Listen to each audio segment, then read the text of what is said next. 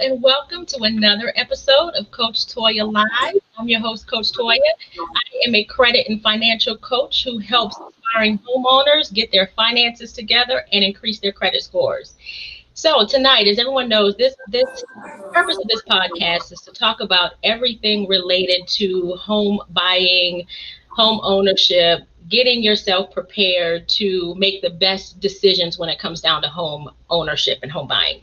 So tonight I wanted to speak with someone who we don't really talk much about inspections when we're dealing with home buying. It's kind of one of those things that we need to do, but we don't know a whole lot about it. So I wanted to chat with a professional in that area. And so tonight I get an opportunity to speak with Michael Taylor, who has been voted one of Charlotte's #1 inspection people. Are they called agents or people? So tonight, like I said, we get to pick Michael's brain and see how we can learn a little bit more about the inspection process. So Michael, tell us a little bit about you and what do you do? Well, basically, I've been inspecting now for about 4 years.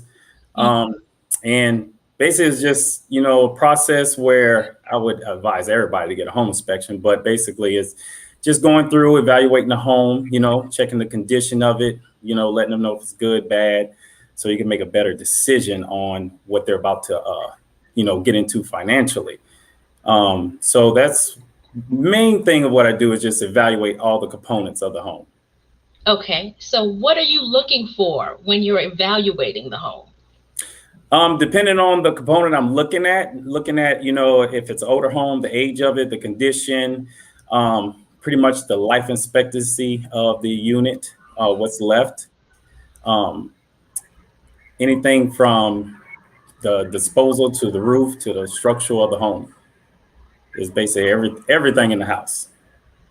Okay. Just few little details we don't inspect, but generally everything about the house. Okay. Now, is this mandatory? Is this something that every home buyer has to have? No, it's not mandatory. Very recommended, but it's not mandatory. It definitely would depend on your the finance company you're going through, the loan. Some banks will require it, some won't. Gotcha. And I think we had kind of talked about this for in the beginning. I'm thinking, and you might want to, anybody who's watching this may want to double check. Most likely FHA is going to make this mandatory. I think it's when it's conventional financing that it may be optional. So it's one of those things that it's kind of you might want to do this, because have you heard of what are some typical things that you find that's wrong with the house that you have to go and tell somebody, I don't think you want to do this, or do you do that? No, legally I can't tell a buyer not to buy a house. Legally, I'm not allowed to. All I can do is give them the findings of what I find, and that's totally their decision from there. But legally, I'm not allowed to. But what are some things that you find that you would kind of say that you would tell that, or you wish you could have told that buyer to err on the side of caution? If it comes, anything, basically when it comes to the foundation is one of the biggest things, Okay. If it comes to a point where, it's termite damage, I think one I just did Saturday, the home had termite damage from pretty much the front and back. And stressing the issue that they're going to need to have that repaired, and it can be costly, is pretty much the best way I can pretty much let them know that this is going to cost them a lot of money. So they want to proceed with caution and get, probably a contractor or an engineer out there to reevaluate it and see how much it's going to cost, because only the contractors and the engineers can give them a price. I can't give them a price on what it's going to cost to fix, because between labor and material costs, I don't do that. That's beyond your scope. No, I'm not about to go to Lowe's and price and see what lumber costs now and add that up with labor. No. Yeah. So all I can do is just refer them to a general contractor or an engineer, and hopefully, that person can get out there in time for closing to give them an estimated price on what it's going to cost. And that's still not going to be 100% of what it might be. That's just going to be an estimated, cost. Anything else? We talked about foundation. What other things that are kind of like those red flags that you would say, oh, I don't think this is a good idea, or maybe you should look at this or do some more research with this? A lot of times, even with some, if it's an older home, a lot of people do like older homes because the historical value of them. Some of those, the codes were different back then. Okay. So if you're looking to buy an older home, you have to take in the knowledge that a lot of that isn't updated. And a lot of those homes get grandfathered in to not being updated or being up to code. Really? Yeah, unless they remodel. Like, if they remodel a kitchen, then they have to bring, the electric up to date as far as in the kitchen if they remodel it. But if it's not remodeled, then, there's nothing we really can do. We can make recommendations to have it upgraded and stuff, but it wouldn't be something we can write up. Wow. So is kind of do you have any examples of the worst house that you've inspected and what was wrong with it? Oh, I done had so many bad houses, to be honest with you. Tell us some stories, Michael. I done had a lot of bad houses. I think one, it's been a few, but like one I went under in the crawl space, and I knew something they had foundation issues, just because the floor was sagging a little bit. Okay. But when I went under, the home was actually being supported by a car jack. Oh my goodness. Needless to say, I did not go that far in that crawl space after I seen the car jack. But those are type of repairs that, handymen do, or somebody who's, just thinks that this jack can hold up a house because it can hold up a car. That doesn't work. That doesn't work. And a lot of times, even with the new houses, everybody, gets suspicious with the old houses, but a lot of brand new houses have a lot of issues, from roof problems to appliances not working, appliances leaking, especially with the as fast as these homes are going up now. Right. It's hard to, go behind a lot of workers. So a lot of builders are kind of, they kind of fall behind. Checking up on some things. So a lot of things slip through the cracks right now as fast as these houses are going up. That's something to think about, because I think a lot of people feel like they're safe. The house is brand new. It's a new build. I'm good. Mm-hmm. I don't need an inspection. No, that's not the case at all. Sometimes you'll find more in a new house than you will an old house. Just because an old house, depending on the person, they take care of it as they go along. Mm-hmm. So they're kind of up to date on repairs and stuff like that. But a new one, if they're rushing through it, they will make a lot of mistakes, and that's where, we do pre-drywalls, and that's where we go in and we inspect before the drywall and the installation gets put up. So we can see behind the walls, because once the installation and drywall goes up, we don't know what's going on behind the walls. There's nothing I can tell a person like, I think your electric's fine back there. I have no idea. But if they do a pre-drywall, then I can see that the electrics run right, the plumbing's run right, the gas lines are right. So it makes it, overall the home a little bit protected more. But that brings up another point, is how do we know when to bring in the inspector? Let's just say I'm a new home buyer. I'm building a new home. It takes 4 to 6 months to have this house put together or ready for closing. When do I get or contact you to go look at the house? At what point in that process? So really, okay. So if you're building, generally there's about three times you possibly can see me for this home, a brand new home, and one would be the pre-drywall. So if you coordinate with your builder when the installation is going to go up, generally we would come out a week before the installation goes up and do a pre-drywall. So this way it gives the builder enough time to repair some issues before he puts the installation in. So that'll be the pre-drywall. Like I said, I coordinate with the builder, find out when they're going to put the insulation in, and we come out a week before that. The second time will be the final inspection, which is once the house is done, the builder says everything's good. And this is usually a couple weeks before closing. A month would be good. So if we find anything, then you have time to give that information to the builder and have him repair those things before you go to closing. Because once you go to closing, that's it. You know, you get a warranty, but you get a 1-year warranty with a builder. And this will be the third time I come out, which is usually around 10 to 11 months after you close. We do a 1-year inspection, because in between the final inspection and 1-year inspection, the house does move. So, you know, and you use the appliances more, you know, use the plumbing more. So things move. So that 1-year inspection would actually help protect you as far as finding those things that may have came loose or are now noticeable during that inspection. So get that inspection done probably about 10 months after closing, get that paperwork, you turn it into the builder. So this way that 1-year warranty that he gives you will cover all those issues. Okay. So who's paying for you these 3 different times that you're coming out? Generally, the buyer pays. You're getting paid? Yeah. Who's paying for this? Yeah, generally the buyer pays. Sometimes the agents will pay, or they pay at closing. It's just totally up to, or the banks. You know, I think the banks, you know, when I was buying, the banks paid for the first ones, and I paid for like the second, third one. Okay. So the one that's post-closing is going to have to come out of the buyer's pocket because closing has already been done. So that 10 months after inspection, you're expecting a check when you come out. Right.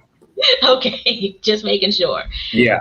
And unfortunately, you know, we have to be paid before we come out. So yeah, we get paid before we got to have a contract signed and paid before we actually come do an inspection. So how do you pay? What advice would you give someone because we talked about this. I noticed that normally the buyer is not finding the inspectors. So hopefully anybody who is watching this podcast will now know and be educated enough to go out there and pick their own inspector. And so I know all inspectors are not created equal. So why should someone, let's say, pick you versus someone else? What are you looking for when you're looking for an inspector? Definitely you want to find an inspector that has your interests in mind, you know, and protecting your assets. And, you know, don't get me wrong, the money's great. But at the same time, you know, some of them are just out for the money. But this is, you know, I look at it as a standpoint. This is a big investment for a lot of people. You know, some people put their life savings into buying a home. So I would want to give them the reassurance of what they're buying will, you know, be protected. Right. And they know what they're buying. You know, it could be in bad condition and they don't mind being in a bad condition house, but at least you know the condition that is in bad condition, you know what you need to fix. Right. But generally, a lot of our, you know, clients come from agents. You know, I think agents probably provide 85, even 90% of the buyer to the inspector. Even though agents can't, you know, say, go with this one, they have to give you at least 3, but they can make a recommendation. This is the one that they use all the time. And then the buyer still has to choose from that.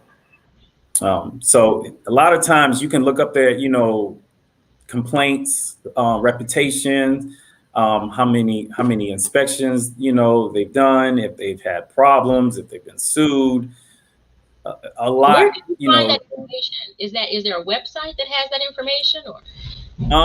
It's in our home inspection. We got a board in Raleigh. Okay. So every state is probably going to be at the Capitol. Okay. That governs all inspectors. You know, so we have a SOP, a standard of practice, and they govern. You know, this board governs over all the inspectors. Okay. You know, so they're basically put in place to protect the public against bad inspectors, put it that way. Okay. So can you give us a range of costs? I don't know if you can, how is it even priced? Do you have a standard flat fee per house, or does it depend on the square Um, footage of the house? How do you some, charge?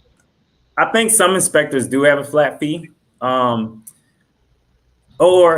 they go by square footage in the year of the home.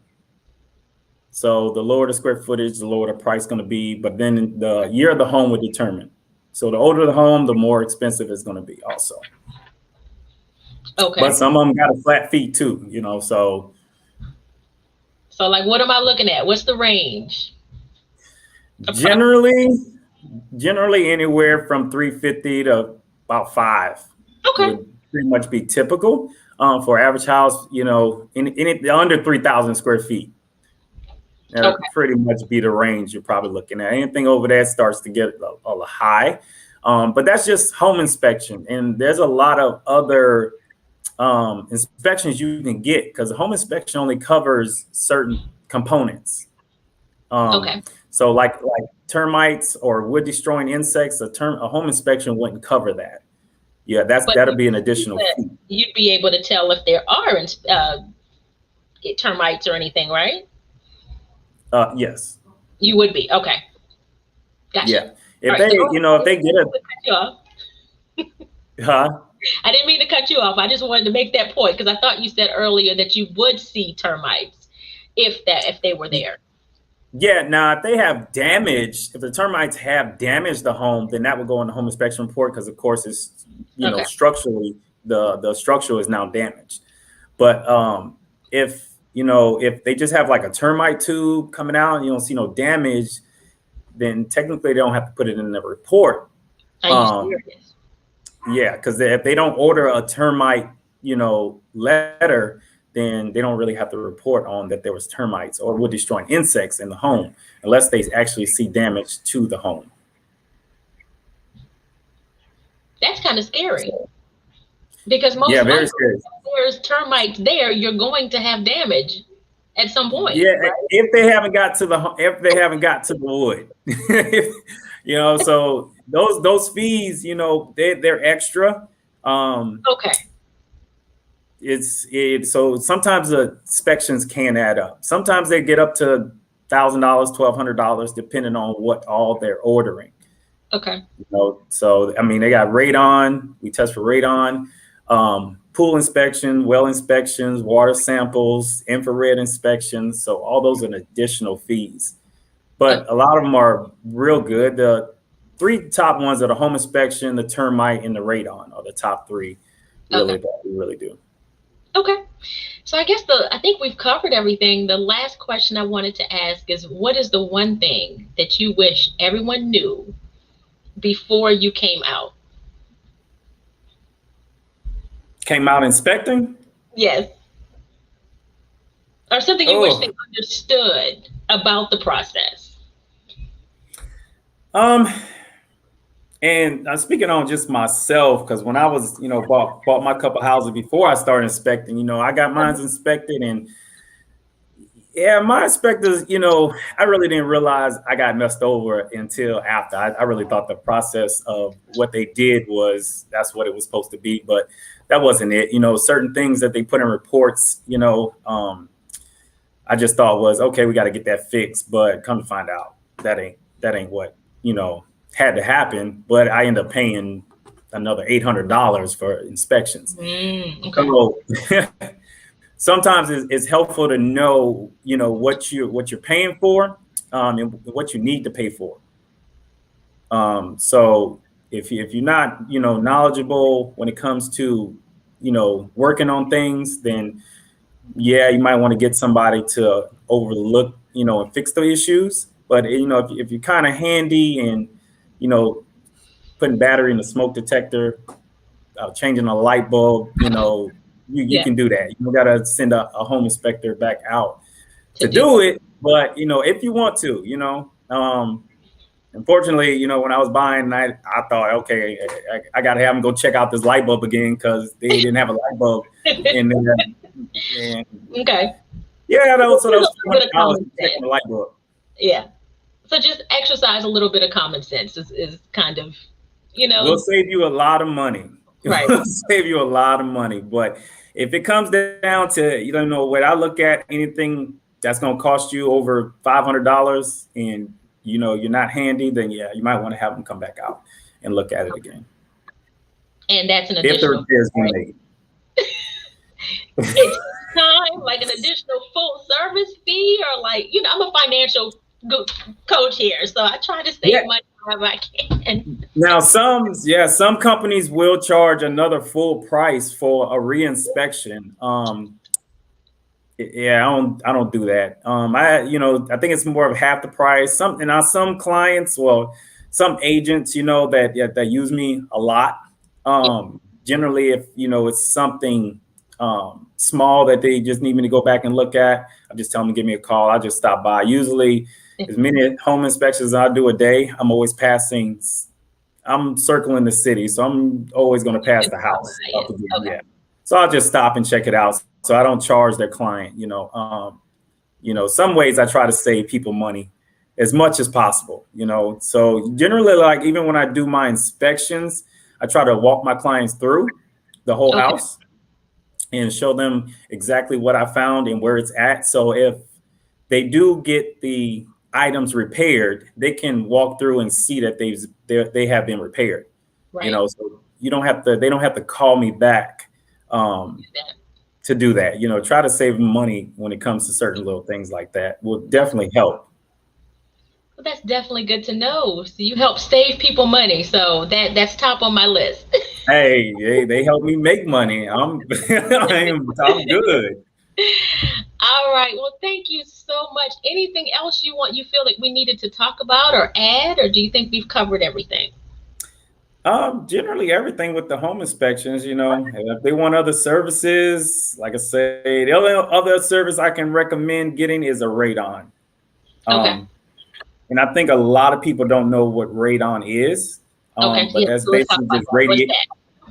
That's radiation that comes out of the ground. So it's just a radiation gas that comes out of the ground, and it comes out of everybody's house. I don't think I had one done with mine. Definitely should. Don't think I did. Definitely should. Okay. I get my home tested. I done tested my mom's, everybody. I know I try to test. It's just one of the things. It is like the second leading cause of lung cancer. Okay. So if people don't, areas that, or can you not tell based on the area of the house whether that might be a problem?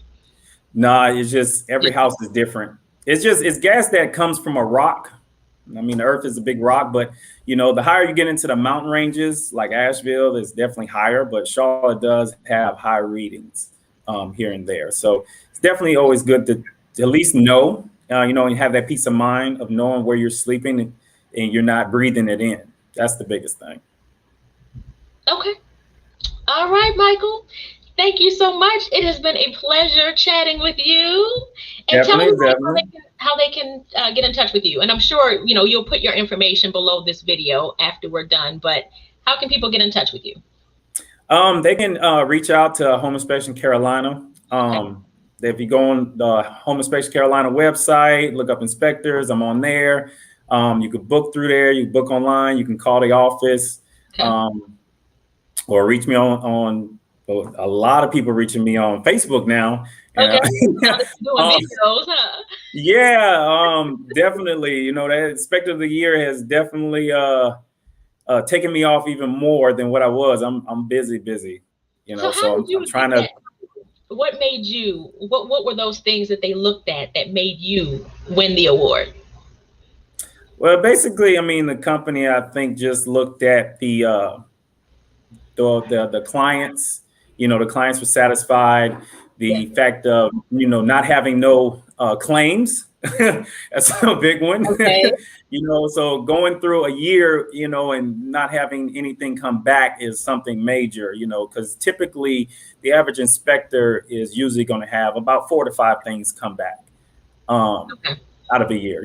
So having nothing come back is always good because that means that the client's happy, the client has no issues, things like that. Then on top of it, how as many as you do, because I'm very, very busy. So I try to accommodate 6 days a week right now. So Sunday's my only day that I take off because I'm trying to accommodate as many agents as possible. I open up my evenings to try to get, I'm trying to get as many people in homes as possible right now. And I know it's crazy in the market right now. You've got to be swamped with all these closings. Very swamped. Okay. Very swamped. I still got one report. I typed a report right before we got online. I got one more to type. All right. Well, I'm going to go ahead and let you go. But it has been a pleasure speaking with you. Thank you so much for sharing knowledge, because these are just things that we don't know. We don't talk about inspections. It's just we let the realtor handle everything, and sometimes they're not really looking out for our best interest. So definitely a good realtor is definitely needed. Yeah. All right. All right. So, well, you guys, everybody knows where to find me, www.coachtoya.com, my Facebook group, and we will put Michael's information below, and we will see you next week. All right. Take it easy. Bye-bye. All right.